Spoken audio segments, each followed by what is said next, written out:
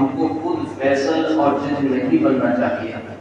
ایک یہ بات، اور دوسری بات کہ صبر، حلم، بردباری اور حوصلہ کیا ہے اور اس کی اہمیت کیا ہے، اس کے حوالے سے چند باتیں کریں گے.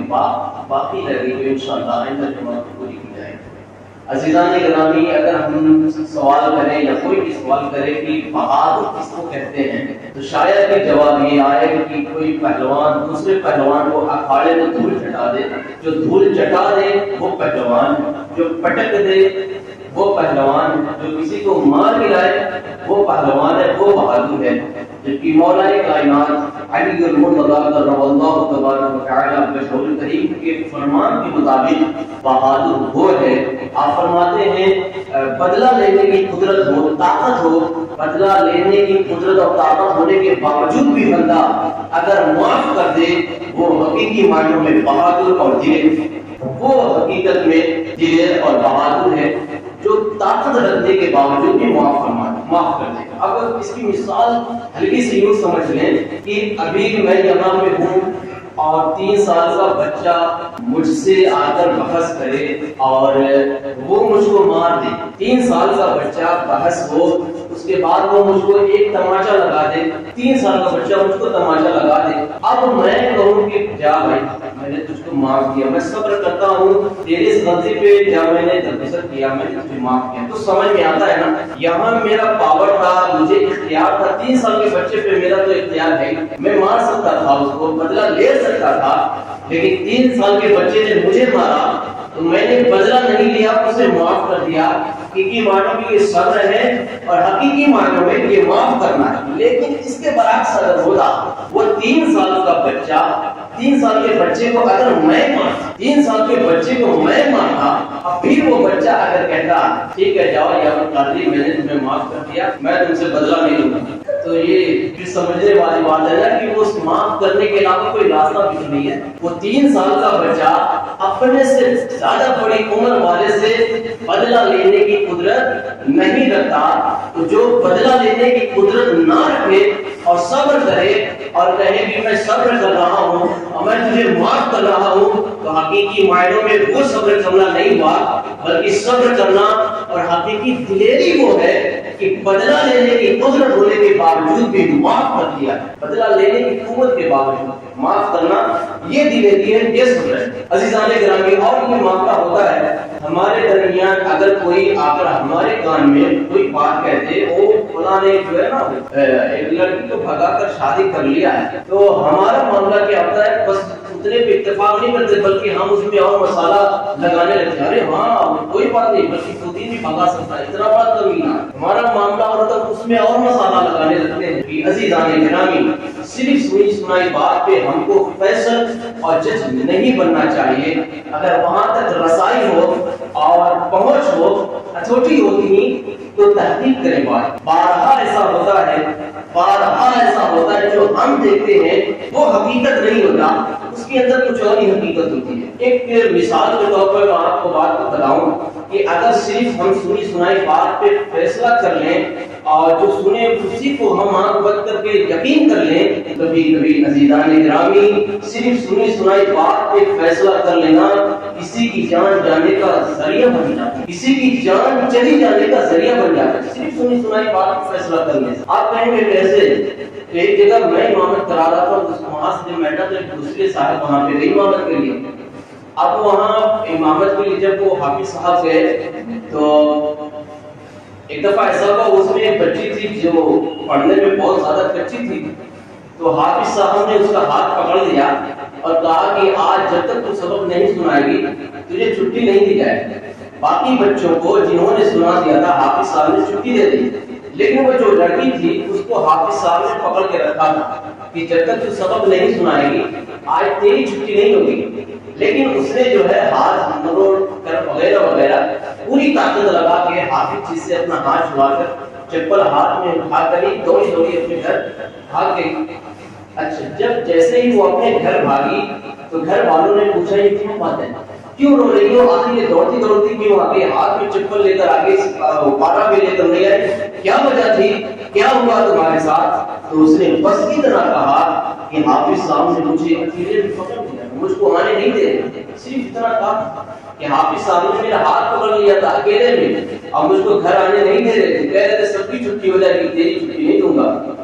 صرف بات اتنی تھی. اور گھر والوں نے کوئی تحقیق نہیں کی کہ حافظ صاحب نے اس کی کلائی کیوں پکڑی تھی، حافظ صاحب اس کو چھٹی کیوں نہیں دے رہے تھے. کوئی تحقیق نہیں کی، بلکہ اس کے گھر والے اور گاؤں کے دیگر افراد جمع ہو کر اس حافظ صاحب کو مارنے کے لیے آتے. وہ تو بس کہیے کہ مسجد کے چند ذمہ دار حضرات تھے جن کی وجہ سے حافظ صاحب کی جان بچ گئی، ورنہ وہ حافظ صاحب کی جان لینے کے ارادے سے گھر سے نکلے. صرف آپ اس کے بعد جب یہ بات مجھ کو پتا چلی، چونکہ میں وہاں کے حالات سے میں آگاہ تھا، خبردار تھا، تو میں نے کہا کہ اس کی تحقیق پہلے کرنی چاہیے کہ غلطی حافظ صاحب نے کی ہے یا کس وجہ سے حافظ صاحب نے اس کا ہاتھ پکڑا ہے، اس کی حقیقت کیا ہے. تو عزیزان گرامی صحیح معنوں میں جب میں نے تحقیق کی تو پتہ یہ چلا کہ بات صرف اتنی تھی کہ اس نے سبق کئی دنوں سے سنایا نہیں تھا اور حافظ صاحب اس دن غصے میں تھے. انہوں نے کہا آج جب تک سبق نہیں سنائے گی تیری چھٹی نہیں ہوگی. اسی وجہ سے حافظ صاحب نے کلائی پکڑ لی تھی کہ سبق سنا تبھی چھٹی ہوگی. لیکن اس لڑکی نے جب یہ بات ادھوری بتائی کہ حافظ صاحب نے میری کلائی پکڑ لی تھی، مجھ کو گھر آنے نہیں دے رہے تھے، تو گھر والوں نے اس کا معنی دوسرا نکالا. اب بغیر تحقیق کے بغیر تصدیق کے وہ اس بات پہ فیصل ہو گئے، وہ فیصلہ کر بیٹھے کہ وہ حافظ صاحب ہماری بچی کے ساتھ غلط کام کا ارادہ کر چکے تھے، حافظ صاحب ہماری بیٹی کے ساتھ بدسلوکی کرنے کا ارادہ کر چکے تھے. اور وہ یہ خود ہی فیصلہ کر کے حافظ صاحب کو جان سے مارنے کے لیے گھر سے نکل آئے. عزیزان گرامی کیا سمجھ میں آیا؟ حاصل کلام بس یہ ہے، اگر بغیر تحقیق کے کوئی فیصلہ کر لیا جاتا ہے تو کبھی کبھی کسی کے جان کے جانے کا ذریعہ بن جاتا ہے. اگر وہ گھر والے، اگر اس لڑکی کے گھر والے تحقیق کر لیتے کہ حافظ صاحب نے اس کو کیوں پکڑا تھا، حافظ صاحب اس کو گھر کیوں نہیں آنے دے رہے تھے، تو آپ بتائیں کہ حافظ صاحب کو مارنے کے لیے گھر سے نکلتے؟ ہرگز نہیں نکلتے. بلکہ وہ حافظ صاحب کی تعریف کرتے، ان کا سپورٹ کرتے کہ حافظ صاحب آپ نے بڑا اچھا کیا، آپ اس بات میں ہماری بچی کو روکے رہے کہ اس نے سبق نہیں سنایا تھا. عزیزان گرامی اگر ہم چاہتے ہیں ہماری خیرت، اور یہ بھی دیکھیں کبھی کبھی ایسا بھی ہوتا ہے، یہ تو منافق قسم کے لوگ ہوتے ہیں نا، حقیقی دشمن جو کھلا دشمن ہوتا ہے وہ زیادہ نقصان نہیں پہنچاتا جتنا زیادہ نقصان یہ چھپے منافق پہنچاتے ہیں. اللہ منافقوں سے ہمیں اپنی پناہ عطا فرمائے. یہ منافق بہت ڈینجرس ہوتے ہیں، بڑے خطرناک ہوتے ہیں، ان سے اللہ محفوظ رکھے. تو کبھی کبھی یہ جو منافق ہوتے ہیں نا، اس میں کئی لوگوں کی غلطی ہوتی ہے. جو منافق ہوتا ہے وہ ایک کے پاس جائے گا کہ وہ فلاں نے تمہارے حوالے سے تعریف کی ہے یار، اور وہ تم نے جو نیا گھر بنوایا ہے نا، تو فلاں کہہ رہا تھا کہ ارے وہ 2 نمبر کا کام کرتا ہے، اس نے اتنا بڑا گھر بنوایا ہے. تو اس کے بعد اب یہ بھی تحقیق نہیں کرتا تھا کہ اس کی بھی کہ اس نے سچ میں کہا ہے کہ نہیں میرے بارے میں. اب دونوں جب اکٹھا ہوتے ہیں، دوست ہوتے ہیں، کہتے ہیں تو نے میرے پیٹھ پیچھے مجھے خنجر مارا، تو نے مجھے دھوکہ دیا. اب نہ اس کی یہ سننے والا ہے نہ اس کی یہ سننے والا، دونوں آپس میں مباحثہ بحث کر رہے، جھگڑ رہے ہیں، اور یہاں تک نتیجہ پہنچا کہ دونوں میں مٹبھیڑ ہوئی اور ہمیشہ کے لیے ناراضگی آ گئی. اگر وہ اس میں سے ایک بندہ تحقیق کر لیتا تو کیا یہ ان کی دوستی ختم ہو جاتی؟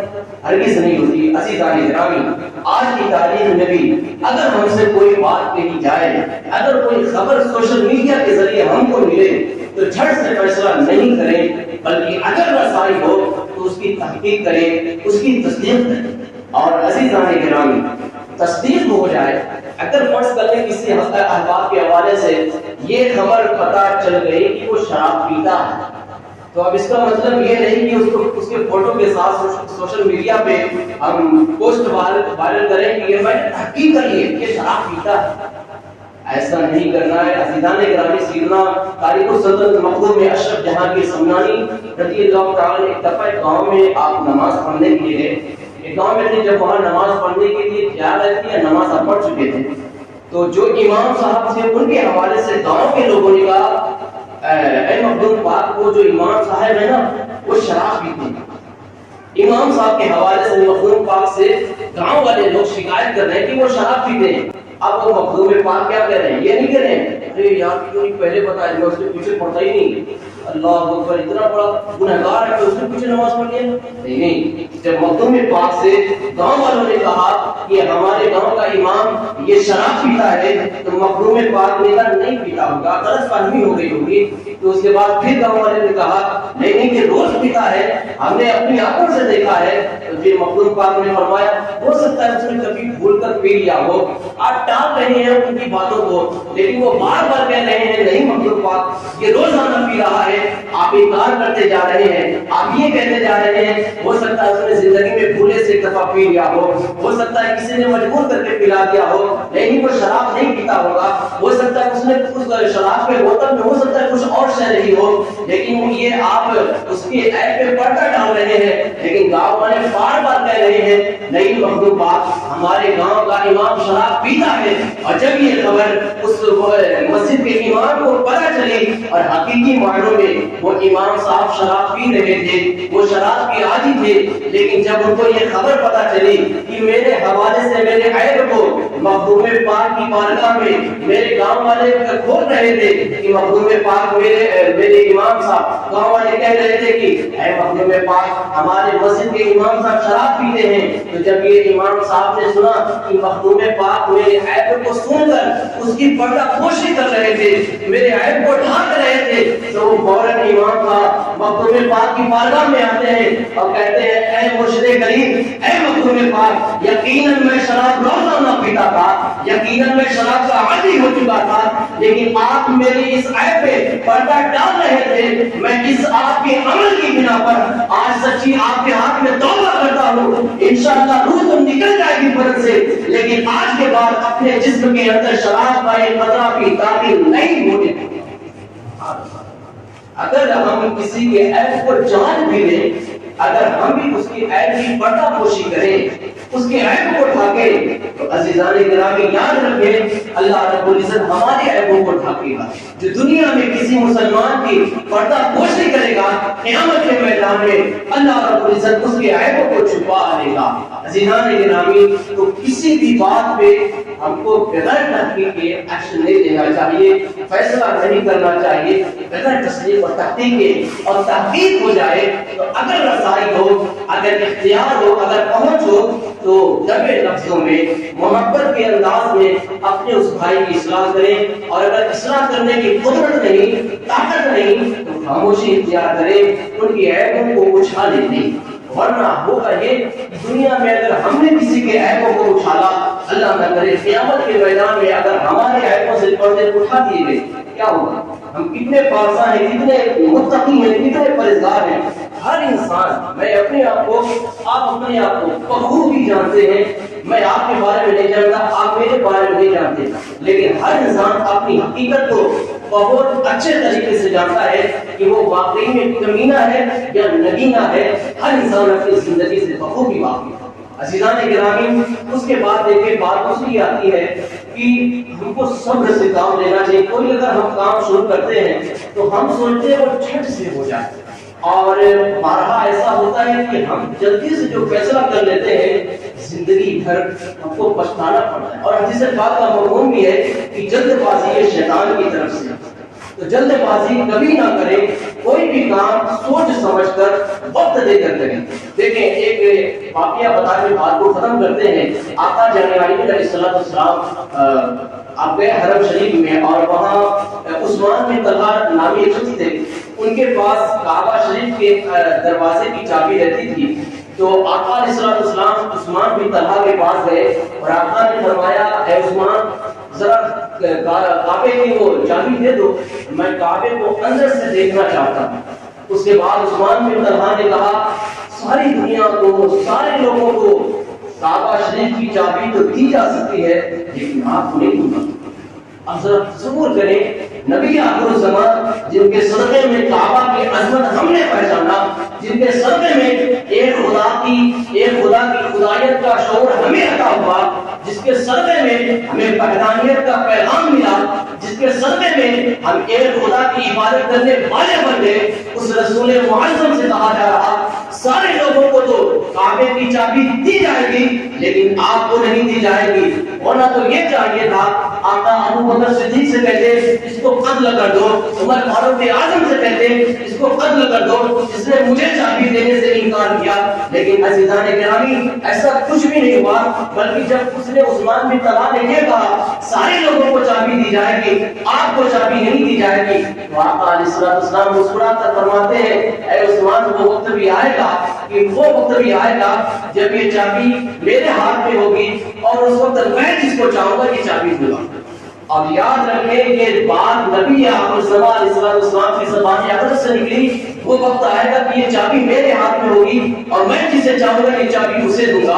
اور عزیزان گرامی ابو جہل جیسے سخت کافی کا بھی عقیدہ تھا کہ نبی آخر زمان کی مقدس زبان سے جو کلمات نکلتے ہیں وہ حقیقی ہوتے ہیں, کبھی محمد عربی علیہ السلام نے جھوٹ نہیں بولا. عزیزان گرامی جب اللہ رب العزت کے پیارے محبوب آقا علیہ السلام فتح مکہ کی 10,000 عاشقین کے ہجوم کے ساتھ مکہ شریف میں انٹر ہو رہے تھے, داخل ہو رہے تھے, تو سفیان جیسے اور بڑے بڑے ذمہ داران لوگ آپس میں تو مشورہ کر رہے تھے کیا کیا جائے. لیکن عثمان بن طلحہ کی رات کی نیند غالب ہو چکی تھی کہ اب یہ کعبہ کی چابی میرے ہاتھ سے چلی جائے گی, کیونکہ نبی غیبدان نے یہ مجھے کہا ہے یہ چابی میرے ہاتھ میں آ گئی. بالآخر عزیزان گرامی آقا کے دست اقدس میں وہ چابی آتی ہے, آقا کعبہ شریف کے اندر جاتے ہیں اور خود سے معبودان باطلہ کو صاف کرتے ہیں, کعبہ شریف کے اندر جاتے ہیں, اس کے بعد آقا باہر آتے ہیں. اس کے بعد آقا فرماتے ہیں ہمارا معاملہ یہ ہوتا ہے کہ کوئی انداز سے بات کر دے